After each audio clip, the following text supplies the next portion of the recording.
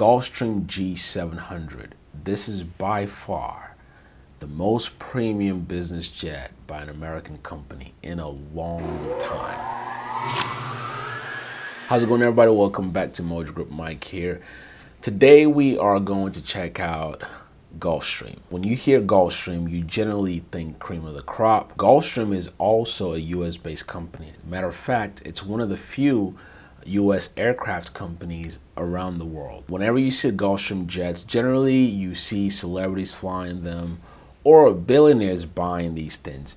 That's because most people would never get the chance to fly in a Gulfstream. They're very expensive, and if you were to charter one, they're also the most expensive models you can charter, trust me. Now, one thing to appreciate about Gulfstream is that they've been able to do what they do best, meaning they know their clientele and they only focus on serving their clientele. They don't think, oh, let's make a smaller jet or a less expensive jet. They just build what their clients want, and that's where the G700 comes in. And all of Gulfstream jets, from the 200 to the G4 to the G5, the 650 came out very recently, and now the 700, they're all in a class of their own, and Gulfstreams are known for speed. Okay, when you compare this models to any other make and model in the market, usually the Gulfstream jets go faster and they can also go longer. And so there's no difference with the G700. And by the way, when you see the numbers generally tells you how long of a distance that jet can travel. The G700, for example, can fly up to 7,500 nautical miles.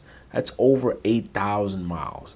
So this is a transatlantic jet. You can be here today and be in London tomorrow, or be in Hong Kong or somewhere around the world. And that's what these planes are built for. They're not generally planes that you fly for short hops. Of course, you can fly them if you have access to one, but these are generally planes that you take across continents.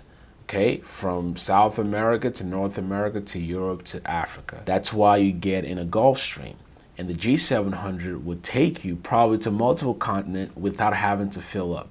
Don't hold my water on that. Now, for someone or a crew who is traveling that long of a distance, you want to be able to rest your back, right? You want to be able to fall asleep and wake up and clean up. And that's another area Gulfstream gets you. I mean, check out the lush interior in this cabin.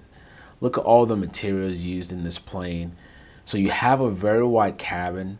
This is a cabin also that you can stand up straight. For the average man or woman, you can stand up straight in a Gulfstream jet, and you can sit comfortably in one of this nice, it just looks soft to me, right? So the materials used in the Gulfstream, from the seats to the tables to the side patterns, just absolutely gorgeous. But obviously you're gonna pay for it. But also the G700 is longer. You have more room to have different sections in this jet. So when you think of a Gulfstream, you think of having a mini hotel, right? But in the air. That's truly what these planes are built for your comfort, so you can rest and play and do whatever for however many hours you're going to be up in the air. So the G700 can be split into 4 different sections. You can have a master suite or primary suite where you have a bed.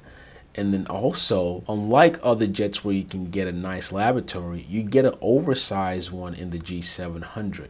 So not only would you have a nice bed to rest your head, but also when you wake up and it's morning in a different continent, guess what? You can jump in the shower, take a shower, and then get ready for your day. Now, the G700 can sleep up to 8 people, although this jet can carry up to 13 passengers. Now, I assume that most people who are able to afford this type of aircraft don't actually carry that many. Whether you're carrying 4 people or you're a crew of 13, what you have is a time machine, because you know you get to your destination a lot quicker.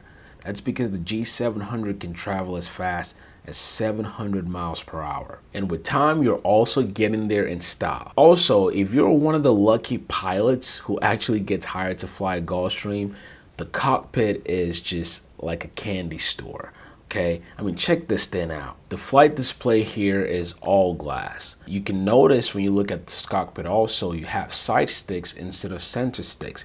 One of the reasons why manufacturers do this is to save the real estate, where you have more places where you can put things or put more equipment, and then you have the control sticks right there to the side rather than take up space in the middle. So you have something pretty amazing here, and these are all advanced avionics. Generally speaking, when you look in other comparable jets, either light or mid-sized jets, you may have some top avionics in there like a Garmin, and usually each avionics company tailor whatever equipment to that particular aircraft.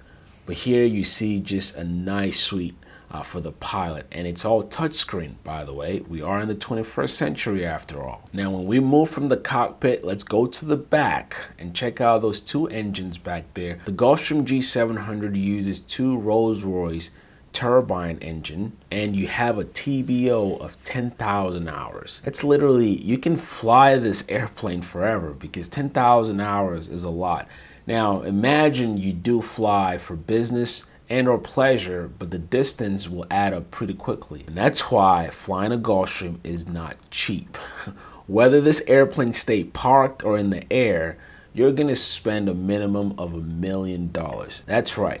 Whether you fly the G700 or not, that's $1 million hole in your pocket per year. But if you're able to take advantage of all of the features and the payload and practicality of this plane, then the cost to value ratio begins to make sense. Now, your operating cost per hour on the G700, depending on the fuel cost and or insurance, you're looking at $7,000 to about $10,000 per hour of flying. And that's after you've written the big check. Now, what is the price tag on this baby? Try $75 million. Again, this is an aircraft that most people probably would not get a chance to get into, but if you're a billionaire, you probably own several of these already. Now, for the average millionaire pilot or business owner, you don't have to spend $75 million to get a G700. You can still get in the class of Gulfstream for less than $10 million. Just find a nice used G2 or G4 for under $10 million.